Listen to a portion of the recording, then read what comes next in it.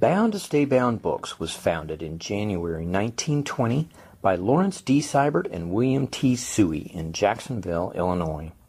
At that time, the company was named New Method Bookbindery and had 3 employees. The 2 men were brothers-in-law. Suey was the salesman who called on the libraries of the Midwest, while Sibert ran the bindery. Lawrence Sibert, born in 1891, began working for Ward Brothers, a printing and bookbinding company in Jacksonville, in 1908. He learned the trade of bookbinding there and was a department foreman by 1913. In 1920, W. Elmo Rivas, a prominent California bookbinder, invented the oversewing machine. This machine was a vast improvement over difficult, tedious hand sewing and gave the impetus to the growth of a new specialized type of bookbinder, the library binder. These companies rebound library books that were falling apart and bound together groups of magazines for permanent storage in libraries. Public libraries were being built and expanded greatly during the first few decades of the 20th century, so there was a growing demand for the services of the library binders. Lawrence Sibert was aware of these developments and started New Method Bookbindery as a library bindery. The company did fairly well, and by 1923 they were able to move from the second floor of Deegan's Dance Hall at 220 South Main in Jacksonville to the 3-story Brown's Business College building at 201 South Kosciuszko. Boxes of finished books were lowered by a lift from the second floor to the ground for shipment. But one day the lift broke and a load of books fell to the ground. Only one corner of one book was damaged, and a bystander noted that those books are certainly bound to stay bound. Thus was the company slogan born. While New Method rebound many worn-out books and bound many magazines, they also started a new type of business in the 1920s. Sibert noticed that children's books seemed to get especially rough treatment in libraries, and the same titles were appearing to be rebound over and over again. He realized that he could rebind those titles much more efficiently if he was able to do several hundred of them at a time rather than one at a time as the libraries sent them in. So New Method started into the business of pre-binding children's books, which meant purchasing quantities of a title new from the publisher, rebinding them using more durable materials and processes, and selling them as new books to public libraries. Librarians within the American Library Association, ALA, worked with the library binders to develop standardized procedures for binding library books, and Lawrence Sibert was heavily involved in these efforts. The first official specifications were published in 1923 in Library Journal. The Library Binding Institute, LBI, a trade association of library binders, was formed in 1935 and helped ALA revise the binding specifications in 1937 and 1952.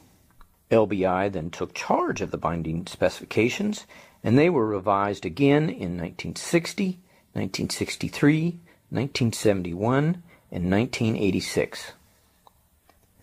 The latest binding specifications were developed in conjunction with the American National Standards Institute in 1987, with Lawrence Sibert's grandson, Robert L. Sibert, participating on the committee. In 1931, New Method added on to the building on Kosciuszko, and the company employed 250 people. Robert F. Sibert, born in 1915, Lawrence and Jessie Sibert's only child, began working at the bindery while in high school and joined the company full-time after graduating from Illinois College in Jacksonville in 1936. He became company treasurer after William Suey retired in 1937, and he also spent quite a bit of time on the road making sales calls. In 1941, Robert F. Sibert left New Method and joined the U.S. Army for the duration of World War II. He returned to the bindery after the war, and while attending the Louisiana Library Association in 1946, he met Jessica Boatner, also a World War II veteran and a librarian at the Vermilion Parish Library. They were married later in 1946.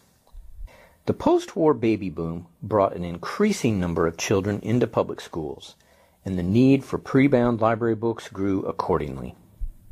Deciding to concentrate on pre-bound books, Lawrence Sibert talked with two other library binders, Lawrence Hertzberg of Monastery Hill Bindery in Chicago, and Ernest Hertzberg of Hertzberg Craftsman Bindery in Des Moines, Iowa, about forming another company to combine the rebinding work of all three binderies into one big operation.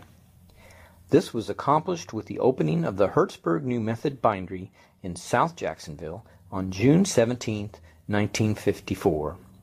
Most of the workforce came from the New Method bookbindery workforce. The Hertzbergs quickly took over ownership and operation of the new company, so the Siberts were able to concentrate on pre-binding more and more books on Kosciuszko Street. However, even with the rebinding business gone, the pre-binding business, particularly the inventory of finished books, was growing beyond the capacity of the Kosciuszko bindery. Therefore, New Method built a 43,000 square foot building on a single level on the west edge of town in 1959. The inventory area was specially designed so that the order pickers could roller skate the aisles. A special room was also constructed to house the company's first large IBM computer. President Lyndon B. Johnson's Great Society programs put a lot of federal money into school library materials, so the company continued to grow. The new building on West Morton was expanded in 1962, 1965, 1967, 1971, 1978, 1989, 1991, and 1995, until finally the 43,000 square foot original building was now 110,000 square feet. Lawrence Sibert became chairman of the company in 1964, and Robert F. Sibert took his place as president. The library world had long referred to New Method's pre-bound books as those bound to stay bound books, so it was decided to change the company name to Bound to Stay Bound Books in 1970. Also in the 1970s, the company began to make its own decorated covers and its own catalog cards, both of which were previously bought from outside companies. The company's processing department, where employees made the books ready for the library shelf with catalog cards, pockets, spine labels, spine stamping, and laminated jackets, grew rapidly in the 1970s and 1980s as fewer and fewer librarians had time to do those jobs for themselves. Robert L. Sibert, Robert F. and Jessica's fourth child and only son, joined the company in 1978. A year later, Robert F. Sibert took over as chairman when Lawrence Sibert died in 1979 after 71 years in bookbinding. Technology became very important as the 20th century came to a close. Bound to Stay Bound carefully replaced lots of their printing and binding equipment, much of which was new in the 1950s or earlier, while maintaining their long-term commitment to a quality product. The printed catalog of titles was replicated first in 1994 on a biannual CD-ROM, and several years later migrated to a website, www.btsb.com. Outreach to their library customers was also expanded with the creation of the newsletter Library Corner in 1985.